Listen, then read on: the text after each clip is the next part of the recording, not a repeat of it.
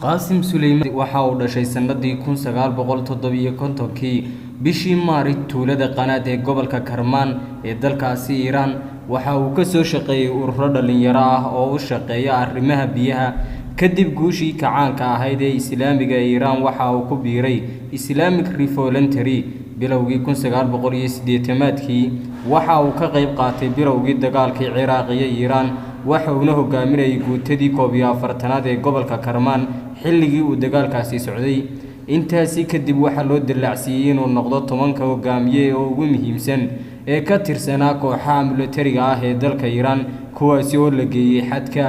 sanadii 1998 waxa loo magacaabay taliyaha ciidamada Qudus ee ilaalada kacaanka ah, wuxuuna bedelay Axmed Waxiidi 24 January 2011. waxa loo dillaacsiiyay darajada gaashaanle sare.